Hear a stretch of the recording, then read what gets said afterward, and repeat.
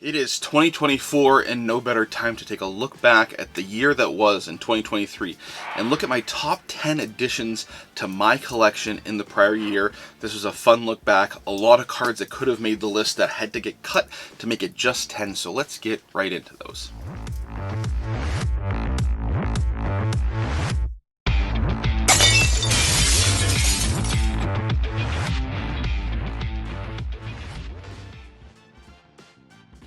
Welcome to the most passionate content for card collectors on YouTube and possibly the whole entire internet. As usual, I am your host, Jake Roy, 90s b-ball cards here on YouTube, Instagram, Facebook, a little bit of Twitter, sometimes some TikTok. I lagged there again, and I got Threads. I looked at it the other day, but haven't posted anything there. So yes, today we're looking at the top 10 additions to my collection in 2023. So happy new year. Happy to be back. I know it took a couple of weeks off, kind of, so to speak, here and there during the holiday season, which was busy. But I am happy to be back, and again, happy new year to everybody. But we are looking at those top 10. Some of these are going to be familiar, some of them are going to be new, some of them might be surprises. Always some stories and some fun stuff to talk about. So let's not waste any more time and let's get right into it. Alright, here we go with the top 10 PC editions for the year of 2023. So the first one, we're going to go in number 10. This is the 98-99 Fleer Brilliance Shining Stars. This is the Pulsar parallel of that insert. So this is one that you might remember me talking about missing out on one of those famous fire sales on Facebook. I think it was somewhere $30 to $50. It was below $50, or if I remember correctly, but I didn't get it for that price. But what I was able to do is find a copy that was in a PSA authentic slab. You flip it over on the back. I think this refractor line is probably what impacted it. I'm assuming that the prior owner sent it in with a min grade requirement, and it didn't meet that, so it just came back as a PSA authentic, and something that I didn't mind, and once I got it in hand, I don't see any glaring issues other than that clear refractor line on the back, which does not bother me. So, really happy to have finally gotten this. These are, hard to come by. They don't show up terribly often. They're gorgeous having that front and back refractor. So one that I've had on my list that I've wanted for a while. Again, would have loved it for that below $50 price point, but that was years ago at this point. So just really happy to have this in my collection at long last. Number 9, we've got a Kevin Garnett. So this one is an interesting one I've talked a little bit about before. So this is the Top Stadium Club, 97-98 Top Stadium Club Triumvirate. This is the Illuminator. The PSA slab clearly says Luminous, which would be the lowest of the 3 tiers of the Illuminator, of the Triumvirate set. Illuminator being the top tier or the most rare. So this is in a PSA 9. The person that I got it from seemed to have priced it not knowing that it was an Illuminator. I clearly did. If you look at it, especially when you look at it on the back, like you can see it is very clearly on an acetate cardstock. So there is no refractor in this Series 1 or the boards or the court version. There's a lot of different things that people call it, but the Series 1 insert of the Triumvirate, the Illuminators are on acetate stock without any refractor. The refractor comes in the luminescent without acetate. So that's the Series 1. Series 2, we've talked about that. It's totally different. So it's a whole video in itself, and we've made that video. And there's also an article that I've written about it. So, if you have any questions, I am happy to answer them and point you to the references that also more detail the differences and the nuances. But so PSA misidentified this one. It's one that I've debated sending back in to get it relabeled. But it's an interesting talking point because it shows that while we have seen plenty of examples from all the different companies of mistakes, this is a clear one that is in a more recent slab from PSA. That very clearly denotes that it's wrong, and also clearly illustrates that the pop report on these Triumvirates are all over the place. So very hard to track down what the true population of, especially the Illuminators, would be. But those who are in the know that there are less than 100 copies of the Illuminators. Kevin Garnett does have one in Series 1 and Series 2. I had the Rainbow of Series 2, but Penny's also in the Rainbow of Series 2, so I have the Penny Rainbow now. So I got rid of my Kevin Garnett Series 2, but Kevin Garnett is the only PC guy of mine that's in Series 1. So now I have, with this, completed the rainbow of Kevin Garnett for Series 1 and the rainbow of Penny for Series 2. So happy to have those. Really happy to have tracked this down and gotten it for a price that was not that of an Illuminator. All right, next one here, we've got a very recent edition. This is the Allen Iverson Prime Twine from NBA Hoops. You flip it over on the back, you see it is serial numbered to just 500 copies. But these are ones, along with a lot of others from this year of Hoops, that people are curious if all of the copies get out. So for a card that is numbered to 500, you expect this to show up more frequently than it currently does.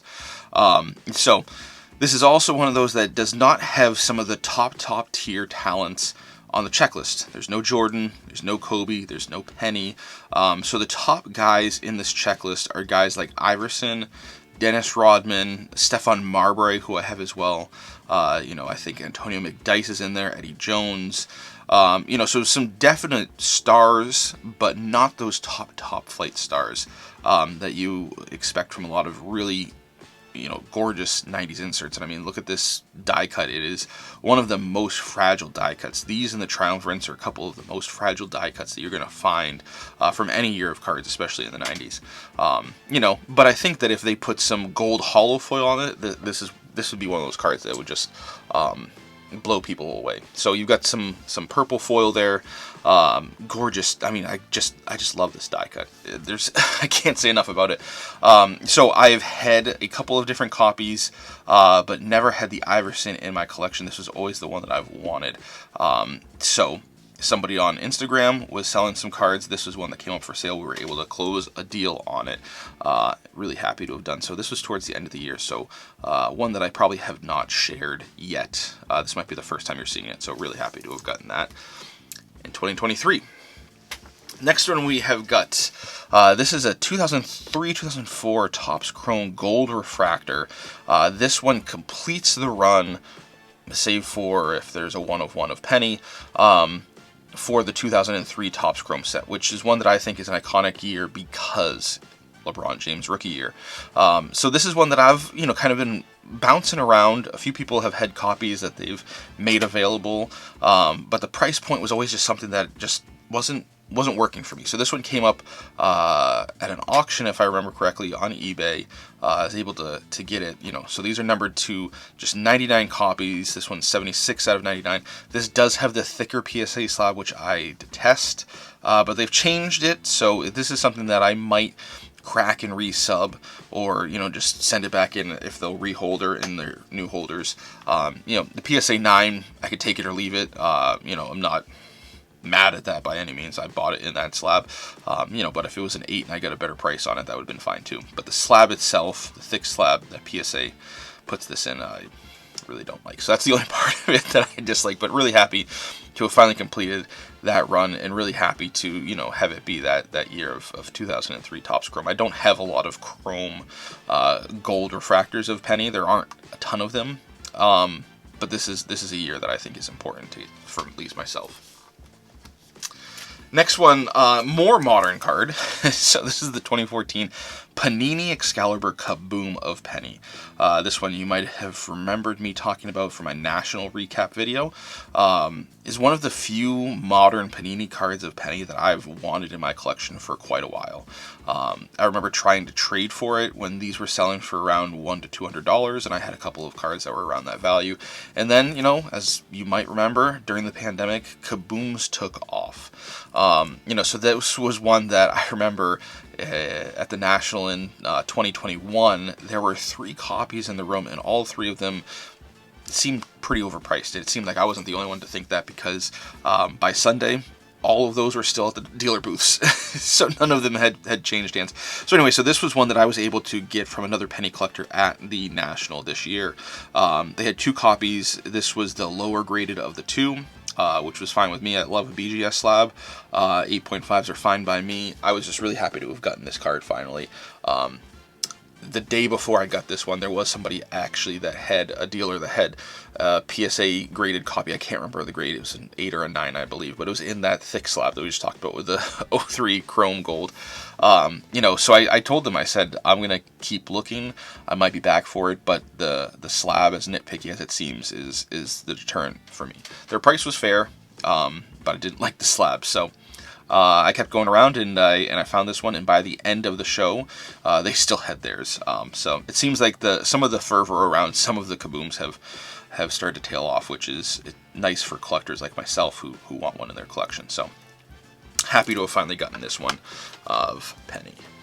Next one might be one that you're not expecting to see. 99-2000 Stadium Club or Skybox Premium Star Rubies. This is the SP version of Jonathan Bender. So again, one that I talked about in my national recap and a couple other videos. You know, so this is numbered to 25, but might not have been one that you were thinking I was going to share as one of my top PC editions. But because it is so rare, only 25 copies, and something I'm still just so excited to have found. Obviously, I would love to get the Baron Davis or the Lamar Odom, who are more closely tied to my PC. So this Jonathan Bender is definitely like a placeholder until I get one of those, but honestly, there's only 25 copies. I may never find one of those that's available. You know, so who knows what could happen. It's always interesting what you come home with from National. This is not something I went there expecting to get, you know, but I was able to close a trade. So here it is, and you know, it's one of my top editions for the year because of how rare it is, and I just love that ruby pattern. I really like this one. It looks like a starry sky in that dark background. I really enjoy it. I know this isn't everybody's favorite, but it's definitely one of my favorites for the rubies. Next one here I've talked about a couple of times, and this is one that I'm still so excited to have. So the Court Commemoratives, the UD3 Court Commemoratives autograph of Penny. This is another one that I had in a PSA Authentic slab, but it was an interesting one because the Authentic slab, and the reason I was able to get it for such a steal, only was noting it as an authentic autograph of Penny Hardway. It did not note the card that it was, and there was no grade for the card. There was no grade for the auto. It was just an authentic autographed trading card, and that's how it was listed for sale as well. So I was able to get it for what I think was a significant deal because it wasn't properly identified. You know, so I don't know why whoever had it decided to get it graded in the way that they did, but it was one that I was happy to get. The slab did bother me having it not note the name of the card, and you know me, I'm fine with having plenty of raw cards. You've seen plenty of them already. You're going to see more. You know, so cracked it out of the slab, and now it's something that I'm happy with the way it's in this now with the rest of my raw cards in my collection. So really happy to have gotten this. You know, this is not the UD3 auto of Penny that I've been wanting in my top 10 videos, but it was just shy of my top 10. I love how it's got that wood finish on it. It's really cool. So really happy to have gotten this one. Still looking for that season ticket. Another one that I've talked about already, so the BAMs of Penny. This is one I got on eBay just after the National with some reserve funds that I had left over after the National, which is always nice. So this is one that I had talked about as a potential target to get at the National. I did not see any of this or the Slam BAMs, and then it showed up on eBay. The listing was fortunate. I wasn't the only one to see it, obviously, but you know, it looked like the card was not being handled in the most care, so I think it might have scared some people off from going too high on it. But numbered to just 250, another one that a lot of people speculate, are there all 250 that were printed? We may never know the answer to that, so another one from that hoops year. But yeah, these are gorgeous. I love that blue uniform. I love how it ties with the theme of the card, the colors of the card, the design of the card. It's gorgeous. Really enjoy that one. All right, number 2 on the list, we've got the 96-97. This is the Flair Showcase Row Zero Legacy. So this is one that I was able to close a deal with a fellow collector. I think I've talked about it before on the channel, but Grant Waldorf Stories showed this, that he had, I believe, picked it up at a show that he was at. He was set up as a dealer. I contacted him, asked him if it was available. We were able to close a deal pretty quickly. and so happy to have gotten this one to, you know, this is another one that completed the rainbow, so to speak, for that year, the 96 year of Flair Showcase for Penny. So I've got all 3 legacies, I've got all 3 of the base, and the insert being the Hot Shots. So really happy to have gotten this. This is just a gorgeous one. A lot of people know the Row Zeros are just, they're beautiful from both years. I particularly like the 96 because it is vertical. I've always liked the 97 in the horizontal and that kind of mojo pattern, but there's just something really special about the sparkle. Love how the blue hollow foil ties in with the blue jersey in the background. It just, there's so much, so much that I could go on and on about for this card. Number to 150. You know, the next year is number to 100. This is just number 3 of 150, so not quite jersey number, but Allen Iverson jersey number. You know, I like those lower in the print run. So really fun. Love that one. And number 1 on the list, no surprises here. We've got the 97-98 Upper Deck game jersey of Penny in the BGS 5 old slab subgrades on the back. This is one that you've heard me talk about a number of times. You'll probably hear me talk about again and again and again. I picked it up at National this year with some help of friends because I put it on my wish list for National. So really happy to have gotten this early in the day on Wednesday, and at that point, you know, my National was complete. I could have gone home happy at that point, but there was much more, as you saw from this list, that was in store from the National. So it's just so happy to have gotten this at long last, a card that I've wanted for a very long time. But this one's especially special because of all those memories, but also, you know, it's got 2 pinstripes, which is just not common for Penny Hardway jerseys from 97 game jersey. So yeah, it's just one that I'm really happy with for a multitude of reasons. You know, again, it's one that I look at frequently in my collection. So happy to have gotten it, and it's really the gemstone of what was an incredible year in my collection. You know, this year of 2023 was an unbelievable one. You know, looking at just this top 10, but there were plenty of other cards that I could have gone on about that, you know, would have made the list in any other year, and I would have been, I am very happy with. But this is one of those years that I think it's going to be hard to top. You know, we have no idea what 2024 is going to look like, but 2023 was quite a year in my collecting journey. You know, this is just a fraction of kind of the spoils of all the work that I put into the collection this year. So we'll see what 2024 has in store for us, but it's going to be hard to top this one for sure. All right, so that was my top 10. Let me know thoughts down in the comments, anything that you think I missed. One thing I would be remiss to not mention are this shirt that I got. So this was a company that reached out to me on Instagram, said that they were making some shirts all inspired by 90s cards. So that's right up my alley. Had to get a couple. Also get a couple for my brother. So there's another one that I will wear at some point in the near future. So this one is in theme after the 92-93 Stadium Club Beam team of Jordan. Of course, they don't have any pennies yet, so that's something that they can definitely work on.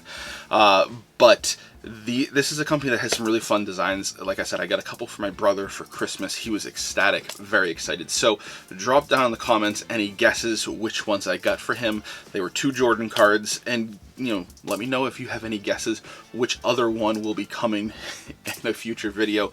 If you can guess those, I'd be pretty impressed.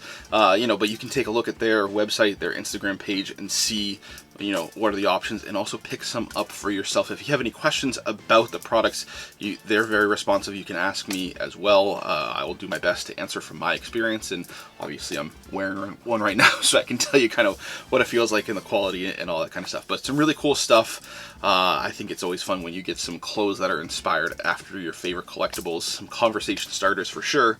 You know, so wanted to make sure to shout them out, say thank you for making some really cool 90s pieces and helping me get some great Christmas presents for my brother as well. So check them out.